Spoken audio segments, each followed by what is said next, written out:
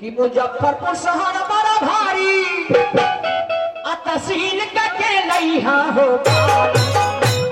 उहमा से सरिया लिया उहमा से सरिया लिया सौतीन मती लिया हो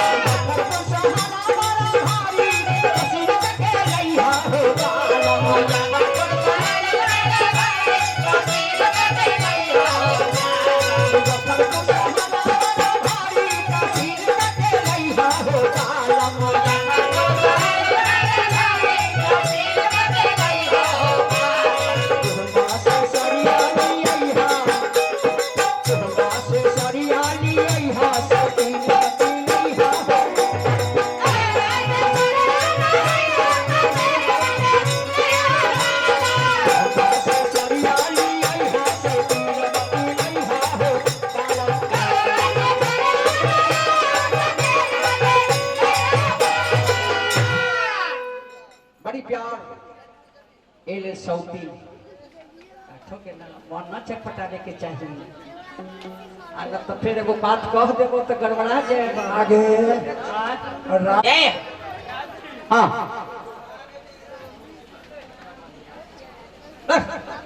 आओ मारवा के गीत हमरा बहिन सीता के होइत रही कि चारो कोना मादारी हार बाबा हो पासावा के हो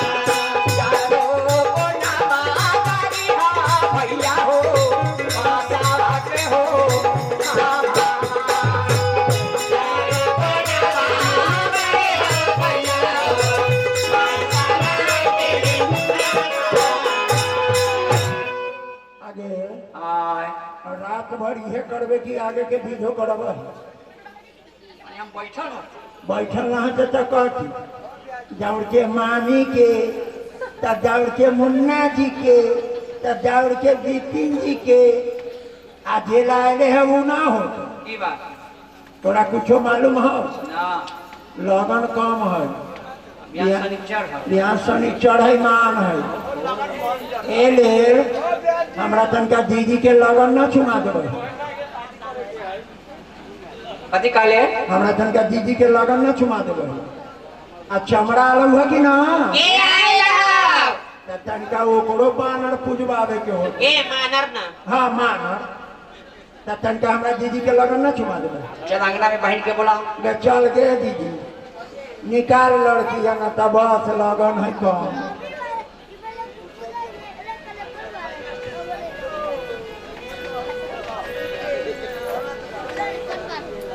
क्या से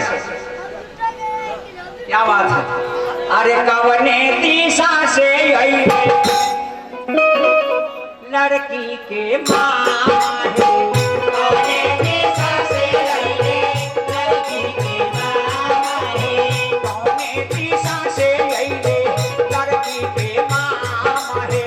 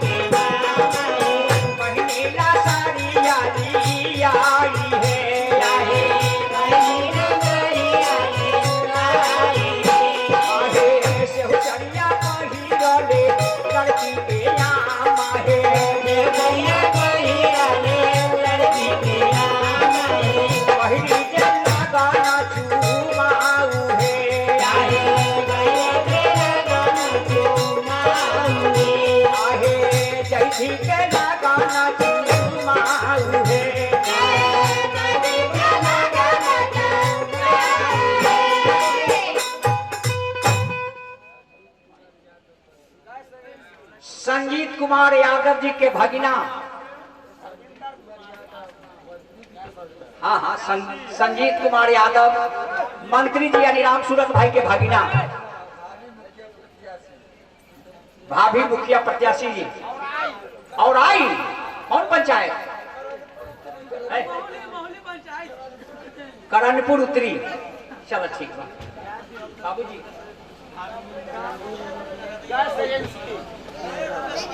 धर्मेंद्र गैस एजेंसी, हाँ धर्मेंद्र गैस एजेंसी वो जहाँ 151 रुपया के रतन पहाड़ बड़ी चमड़ा ले जतन का मानो ना पूजा देते। मानर पूजा के? हाँ चल पूज।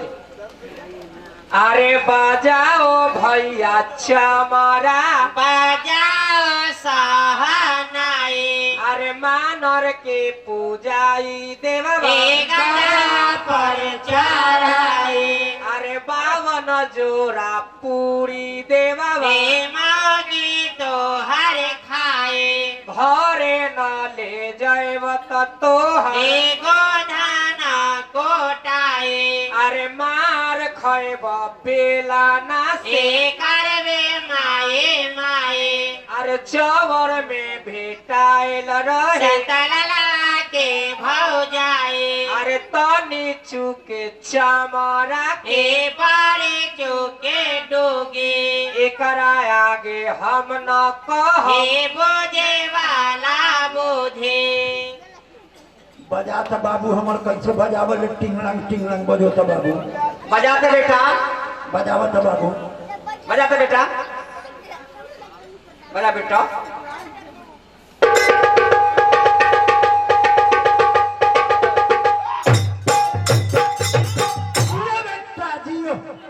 इतना बाप से नहीं मन बजा बोल। अरे बेटा कैसे बजले एक बार और बजा तो। बाप से निमन बजो, मन बजा बोल। बाप के लिए बियाह बजा रहे। हाँ अरे बउआ अब बाबू कहाँ गलो बियाह बजा। हेलो एकरा के बेदली मत कोड़ खड़ा वेला। बजा तो कैसे बजले एक बार और बजा तो। बजा तो बाबू हम। बजाते बेटा।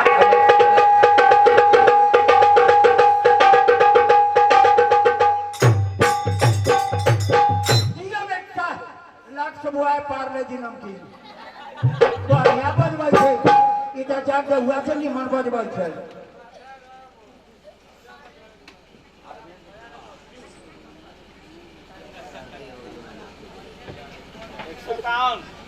हमारे मुन्ना जी प्रत्याशी 151 रुपया।